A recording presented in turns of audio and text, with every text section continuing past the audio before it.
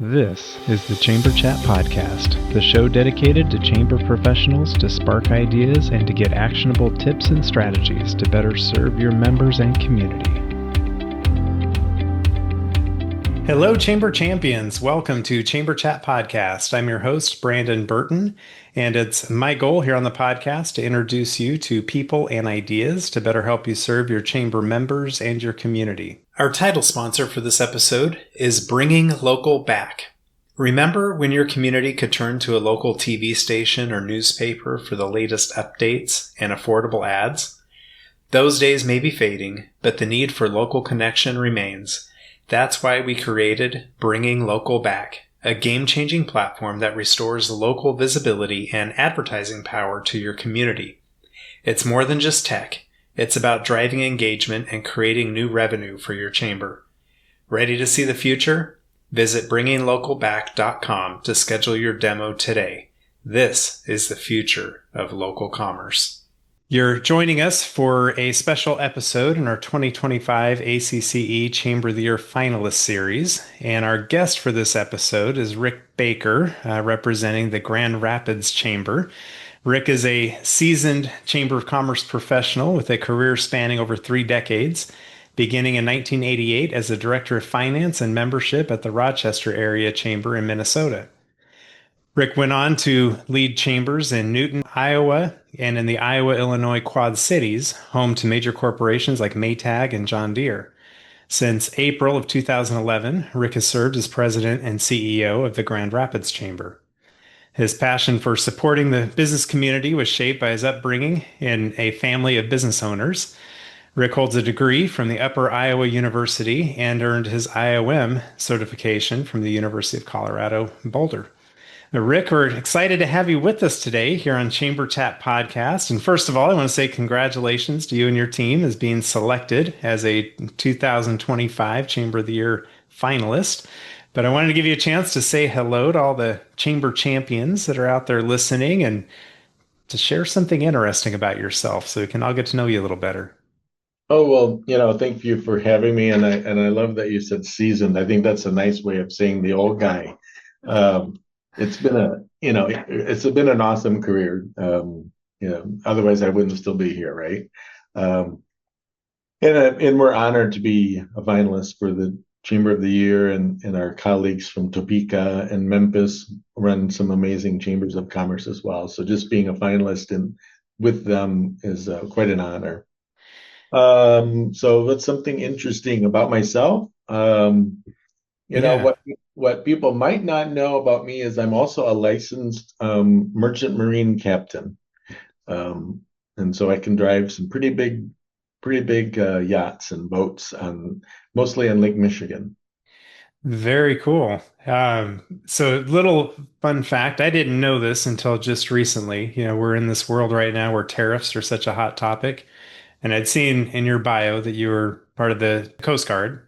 And I didn't realize the Coast Guard was initially set up to collect tariffs from imports coming into the United States. So when you say merchant marine, that makes even more sense to me now. I don't know where I missed that in my schooling, my education, but I found that interesting. Yeah, yeah.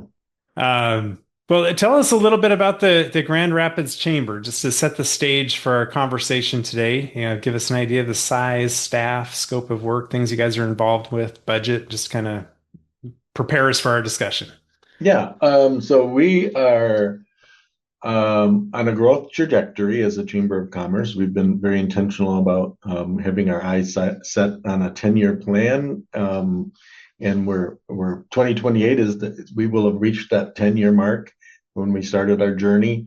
We are this current year, we're about $6 million in annual revenue. We have 45 staff people on our team.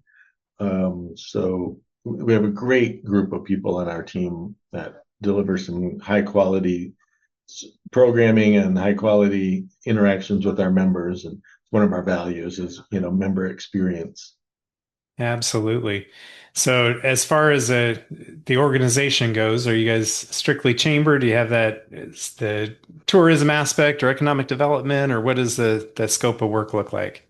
Yeah, we are strictly chamber. Our sister organizations, which, like in many cities, the chamber actually started the economic development organization and the tourism bureau, but spun them out into separate organizations. The three of us work very well together. We have very specific lane of work that we do in our communities. I serve on both of those boards for both those organizations, but they are independent and separate organizations. So we are strictly Chamber of Commerce. We're 137 years old this year, and very true to our original mission of being, relentless advocates for our business community. Awesome.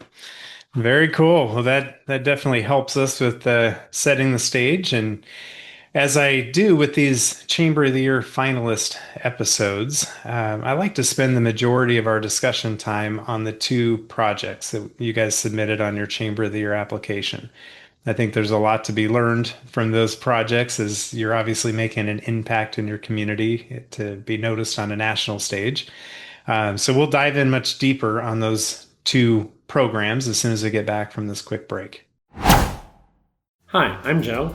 And I'm Rose. And we're the founders of At My Community, a mobile app that can be customized to meet the unique needs of your Chamber of Commerce. When we started At My Community, we envisioned a tool that would help communities thrive by simplifying communication and enhancing engagement. Chambers of Commerce face unique challenges, and we're here to help you tackle them. At My Community helps the Evergreen Area Chamber of Commerce to create an app that keeps tourists informed even when their office is closed.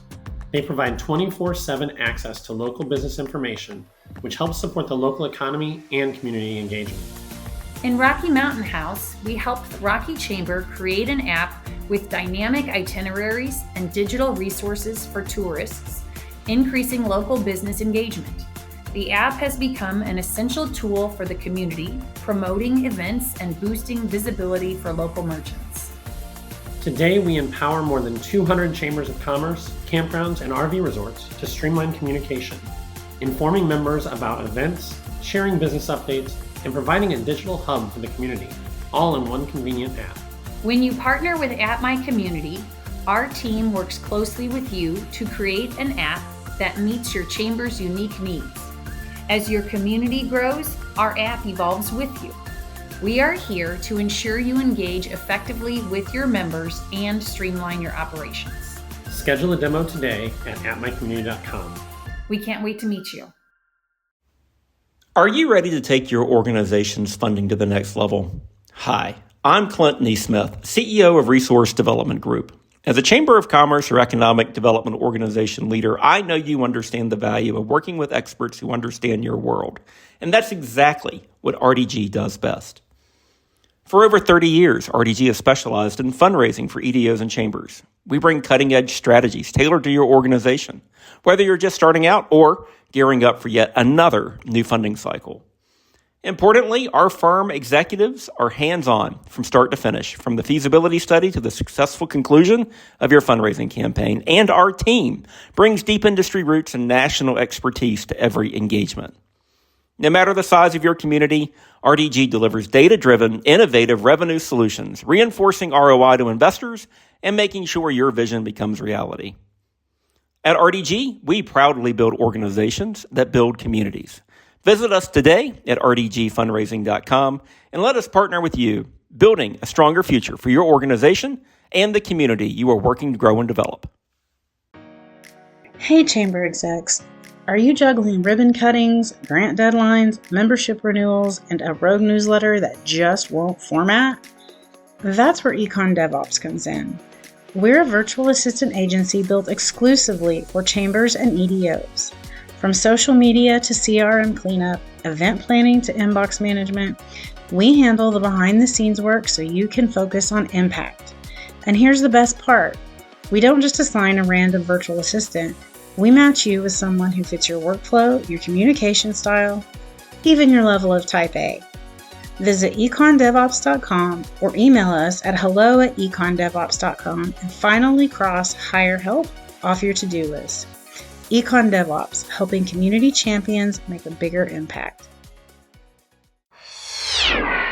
All right, Rick, we're back. As I mentioned before the break, today we're diving in on the two programs that you guys submitted on your Chamber of the Year application.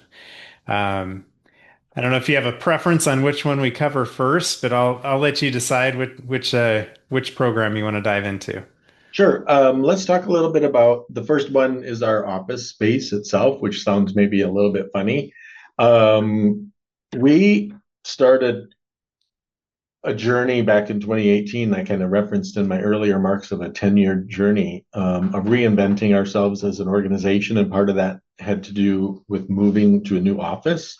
Our previous office space was very traditional. It was like where the employees came to work. It wasn't a great opportunity for our members to engage with us.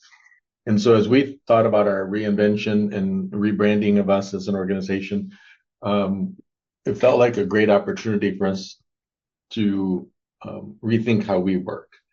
And I asked our design team that we hired, I said, can our office space actually be a benefit of chamber membership versus an overhead cost for our organization?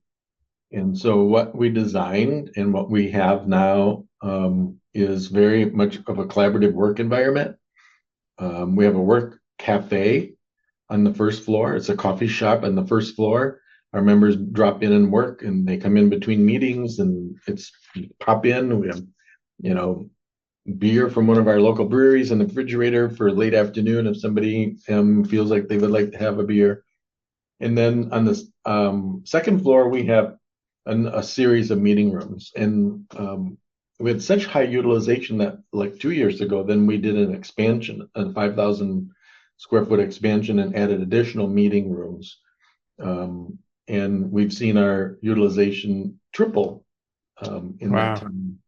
So a lot of businesses, we are literally now the center, the hub of business activity for our business community, which was our goal, to have the leadership teams of our major corporations and our small businesses, mid-sized businesses coming in and using our space for their strategic planning. Nothing fills my bucket more than seeing the leadership team of one of our companies, whether it's our largest corporation or down to smaller company, their team in there whiteboarding like where are they going, where's their future. We're better place to do that than at your Chamber of Commerce. That's awesome. Yeah, I've not heard of this type of a model with an office space before. Is this something that you'd seen somewhere? Or is it just, one of those ideas that come to you when you're in the shower? Or how did this come to be? I get my best ideas when I'm driving. I call it windshield time, my Yeah, windshield brainstorming. And I think sometimes my staff gets a little nervous when they know I'm going to be in the car for very long because I always come back with great ideas, right? right. Um, but I mean, co-working space is not something that's unusual for a lot of communities, but for a chamber, I think making your office be the co-working space for your community is maybe unusual or unique. And I think teaming up with our architectural design team and them knowing what our vision was for our space, that it be something that our members could benefit from. They really helped us through a process to identify like what could that look like. Now, they also made us aware, very much aware of, and I think this is probably very typical of a lot of chambers, as they studied us in our old space and watched how our employees worked. Everyone had their own office, everyone had their cubicle that was assigned to them, and in the design language, they were like this real estate. You're tying up real estate, but you're only there half the time. Yeah. And so you've got all of this real estate tied up, and your employees are coming and going. And so that allowed us to rethink how we worked as well. As now, no one, including me, has an office that's assigned to me. There are spaces that I can go and work and be in an office environment, but it's not assigned to me. I don't have pictures up. I don't have things that that designate that this belongs to Rick. So it allows us to have more of our space focused on our members and less tied up in real estate that's being used half the time. If Yeah. that makes sense. So I've heard of chambers doing co-working spaces for sure, but not having their office space be that that canvas, right, for that co-working space. So I think it's a very unique idea. With 45 staff, Was that a hard idea to get across the staff that you won't have your designated real estate within the office as you termed it before? Yeah, we went through a process, early on when we first moved into our space here with the team that was kind of converting. And our one of our office supply or office manufacturing companies has a process to help you actually go through that. And there's protocols that you create that are kind of basically the unspoken rules of how you operate. Of, when you sit at a spot, and then like how do you leave it for the next person? So we did a lot of training with our employees, like this is what to expect. Um, and no, the conversion was actually fairly easy. It took a little while in the very beginning. Um, and I actually think it positioned us very well when all of us had to deal with COVID and work remotely. We were all used to working with our backpack and being remote anyway, basically. And so it really helped us adapt quickly when it came to COVID. So that question was on my mind. First of all, it sounds like this is a new space for you. It wasn't an existing office space. Is that correct? Right, it's new. We moved down, a few blocks from where we were previously out of our Okay. space, all So new. so then my next question was with the new office space, when did you guys make this move? And did you have to deal with COVID during that time? And I'm sure that had some, maybe complications, but also benefits, as you mentioned, with already being structured with that kind of a office structure. What did you guys see through that experience? Our original move in here was 2018, March of 2018. So we were in here for two full years before 2020 came around. In Michigan, everything was completely closed down during COVID, and so we were not able to come into our space. We were not able to have members in our space at all during 2020 for almost a whole year. Then when we had to actually designate, because like I said, we have our work cafe, which is a coffee shop. Then we have meeting room space. They're all designated differently at the state of Michigan during that time, and so we were able to Yeah. open pieces of it at different times. And so, yeah, it was quite a journey. What we found after COVID was the utilization went even higher when people started coming back to work, when we did open up, and that drove our expansion in 2022. Yeah. And a number of companies, because some of those companies were actually shrinking their footprints a little bit, and so leaning on us more for meeting spaces and things like that. Yeah. And I'm sure things had to be thought through as far as like sanitizing a workspace before you leave and the stuff we don't want to think about anymore. So Yeah, yeah. we we won't dwell on that part of it so much, but I like the idea of you guys being so well positioned, ahead of COVID to as these changes happened that other offices kind of scaled down and people working from home, but maybe at home they don't really have a space to work from. So to be able to utilize their chamber membership to come to the chamber office and have space there to be able to work. Mhm. Do you see a number of people that come consistently, like every day or multiple times a week, or We what's do. that inflow like? We do. We do have some what we call frequent flyers. We have folks that are here almost every day, if not every day. And we've seen, kind of not necessarily the intent of our thoughts originally, but have embraced it. We've seen kind of some incubation of some small businesses Nice. that then as they finally got their own space, they moved out. We've seen that multiple times where, companies that got started and then they finally get to 3, 4, 5 employees and they get their own office space and move out and they still come back and use our meeting rooms. But yeah, we have some companies that are here quite a bit, and we're actually thinking what's next for us. And we've met with our frequent flyers, especially to find out like what else could we do to make this even more valuable to you as a chamber member. Yeah. So I love hearing the stories of incubators getting started and spun off. And I know for a lot of these incubators, these brand new businesses, having that physical space and even an address is so important for them getting started. Are they able to utilize the address to the building, or how is that factored into utilizing the space? So actually, right now, no, they do not use it as their mailing address. That is something we're thinking about as an add-on benefit to Yeah. at probably a cost to some of those that are more frequent flyers. But they can do pretty much everything other than, have access to the space. It's during our office hours, and they don't have it as their mailing address unless we work out a special. That's kind of our next phase. Yeah. So from a tactical standpoint, do people reserve meeting rooms and spaces? You mentioned they're classified in different areas. So is that something they go online and book a room, or how does that work?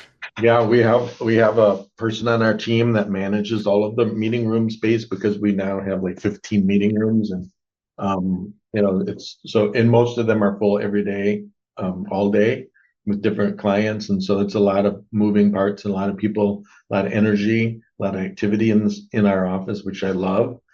Um, so we had to have a person on our team that could manage all of that, make sure that they got a good customer experience and provide them, with the room set up. And there's, like I said, there's about 15 different meeting rooms, and they're laid out differently, different sizes depending on what the need is of our members. Yeah, very cool.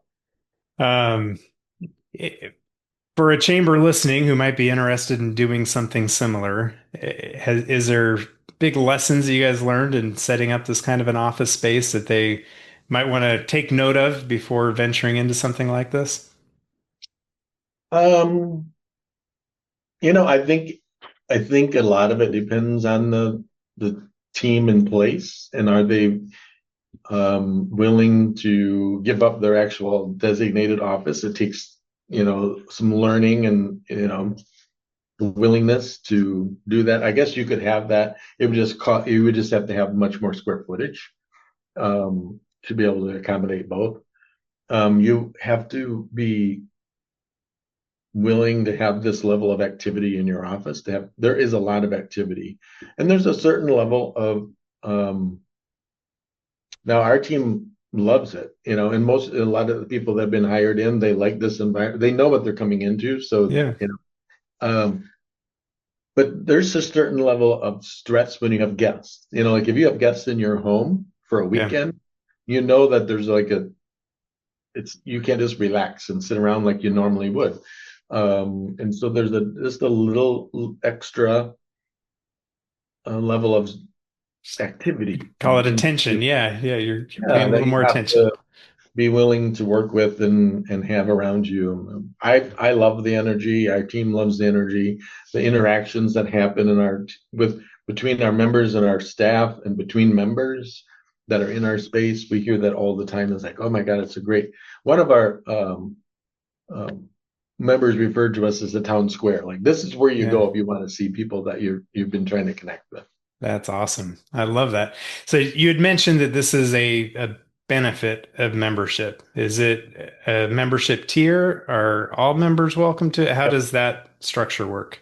So all members are welcome into our space. And then it's at different membership levels. There's access to meeting rooms. And then at maybe, at the highest level, not have to pay for the meeting rooms in addition to your membership. So you get an X number of utilizations a year based on your membership investment level. Yeah. Very cool. Well, let's shift gears to the other program that you guys submitted on your application. If you'd like to introduce what that program's about. Yeah, so like many chambers, we're always working to create a community that's vibrant and attractive, and will attract people and attract business. And we've been on a journey here in Grand Rapids for a number of years, and we're at our next phase. And so it's what we presented was a couple of transformational projects, is how we refer to them, as they're transformational for our community. And those two projects are a 14,000 seat outdoor amphitheater, an entertainment venue, and that is in our downtown. and then a professional soccer stadium, which is also in our downtown area. Again, trying to continue our journey of creating high energy, high traffic kind of attractions that then support our entertainment businesses, the hospitality businesses that we have in our downtown area, as well as adding additional tools in our toolbox, like if you might say, for attracting great talent to our region. Yeah, definitely that placemaking aspect of making Grand Rapids a great place to live and entertain and all of that. Um, so you had mentioned you guys are working through like this 10-year vision. Was there a capital campaign associated with that to execute on these projects? Or I imagine the soccer stadium has something to do with the soccer team would help finance with that, but how's it coming together? Yeah, so our, a big piece of what we had to do was part of the capital stack to make these projects a reality was what we've used previously for some of our other projects as a portion of our hotel motel tax. And we needed to do through multiple steps. And part of that was getting legislation passed at the state level that would allow us to increase the hotel motel tax that we use. We had to get approval first at the local city and county boards so that we could go and ask for our legislature to change our ability to increase our tax. And once we got through each one of those steps, we had to run a ballot campaign with our local voters to get approval for the increase. And of course, there's a lot of messaging and a lot of things that you need to do to make sure that they understand. It's like, this is a hotel motel tax. It's not a tax on your property. It's not, there's, Yeah, people hear tax and they freak out a little bit. Yeah, people see tax increase and there's a certain reaction that you get immediately. And so there was a lot of work that our team had to do with partners in the community to make sure that the message was very clear and people understood what they were supporting, what they were helping to invest in for the future of our community. And so we were pleased that we were able to get a yes at each one of those steps along the way. There was a lot of pressure and timing that was important because you design like significantly, hundreds of millions of dollars worth of investment, and costs change quickly. A few year delay in the costs can change. And so we wanted to keep things moving, and so that the estimates for costs were accurate and we didn't have any surprises later.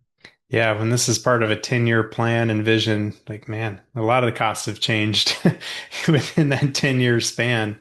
But it's got to be very satisfying to see this, coming from a dream or a vision, a plan to something that's materializing. What's the timeline look like for completion on the amphitheater and the stadium? Yeah, so the amphitheater is well under construction. It started sooner. That was the first project that we got going on from a construction standpoint. And the first concert will be in May of 2026. Okay. And so, they're. Do you know who's coming with the not yet. concert? Okay. All right. Not so yet. We might be able to pre-sell some tickets here. But I would think that it would be quite an honor for any entertainer to be the first entertainer in a new venue. And we have a great contract partnership with the organization that runs our arena and our convention center, and they're now contracted to run the amphitheater and using Live Nation to work all the deals with the different entertainment groups. So I'm sure that'll be exciting, and it'll be a hot ticket for sure. Absolutely. Sounds very exciting. Yeah. The soccer stadium's a little bit, they're just starting construction now. They're doing groundwork and site work. They just started it recently. And so that'll be about a 2-year build out before that's completed. Some of the other steps that are coming along with that project, and we haven't announced the name of the team yet, or the team ownership, any of that kind of stuff. And so I think, we've been phasing it out, just kind of keep the attention and the excitement. But we'll be doing that very soon, because it's important, because there's material that needs to be bought and you want it to align with the colors of the team and Right. like that. And so that stuff will be coming along in the near future. Yeah, that's really cool. Well, Rick, as we begin to wrap things up here, I wanted to ask on behalf of, chambers listening who are interested in taking their chamber up to the next level, what kind of tip or action item might you suggest for them as they try to work towards that goal? Wow, I think for us, what really has helped us as an organization, and at the beginning of this whole journey of reinventing ourselves, as I mentioned back in 2018, and we also started implementing EOS, the Hmm. Entrepreneurial Operating System. There's other operating systems out there. EOS, what I like about it is um, not hard. It's very simple. It gives you a set of tools, but what the most important thing it does is it gets the whole team laser focused on the goal. Everyone is aligned, and here's who we are as an organization. Our values are alive. They're not just something on a piece of paper. They're on our wall, but they're not just on the wall. We live them. I hear people on our team say them. Yeah. They'll reference them regularly. So I know that they're on the top of mind for them. We use it for hiring and firing, promotion, recognition, everything, to make sure that our value is alive and well. But the long game, they understand where we're going, and then, but more importantly, they understand why.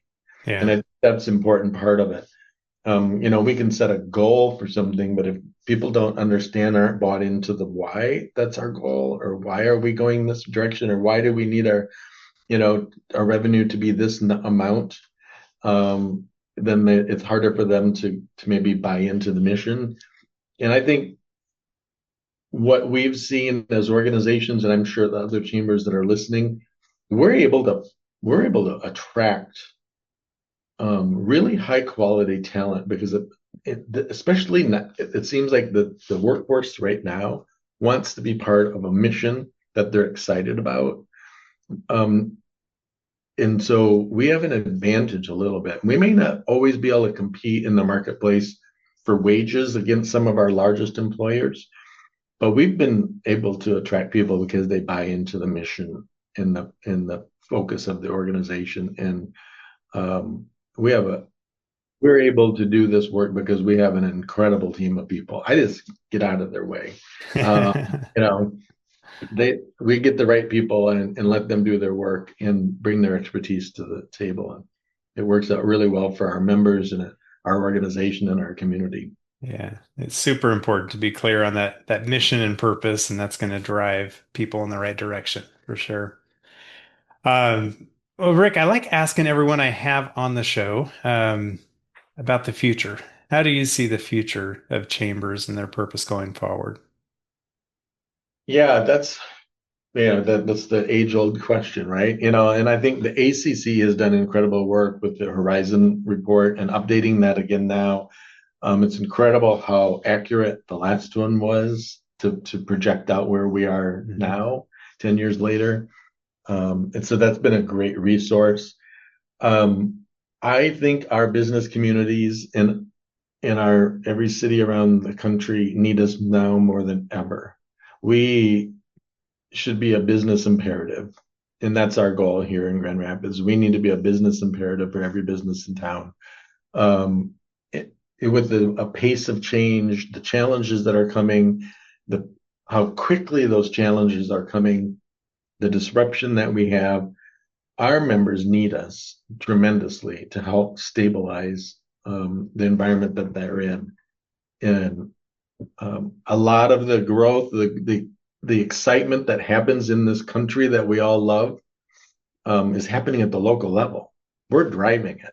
It's not being top down driven from from Washington D.C. It's bottom up driven. Now, top can affect it and make our jobs harder, but we can push through it, and we will help navigate. We're a resilient, people, here in the Yeah. United States in our cities. And so that's, to me, I think, now more than ever and into the future, we are, if we're doing the right kind of work for our members, we'll be a business imperative for them. Yeah. I love that. I love how you said it's your job to help stabilize the environment that these businesses are trying to conduct their business in.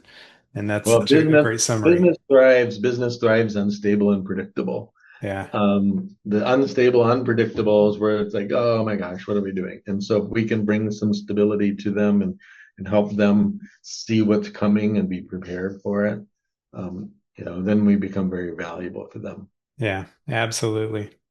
Well, Rick, I wanted to give you a chance to share any contact information for listeners who may want to reach out and connect with you and either learn more about the programs you talked about or more about how you guys are conducting business there at the Grand Rapids Chamber in general. What would be the best way for someone to reach out and connect with you?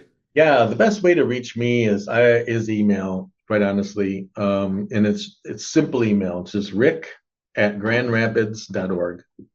Can't Very get much simple. easier than that. Yeah. I like that. We'll get it in our show notes too to make it easy, even easier for people Yeah. to reach out to you. But Rick, this has been great having you on the show. I appreciate you taking the time to visit with us and to share, these programs that you guys are involved with that are making an impact in your community. And I wish you and your team best of luck as Chamber of the Year. Thank you so much, Brandon. Appreciate you. If you are a chamber professional, please subscribe to Chamber Chat Podcast in Apple Podcasts, Google Podcasts, or Spotify. When you subscribe to Chamber Chat Podcast, new episodes will show up in your podcast app each week as they are released. If you're finding value in this podcast, please leave us a rating and a review in iTunes. But most importantly, please share Chamber Chat Podcast with your colleagues that are in the industry.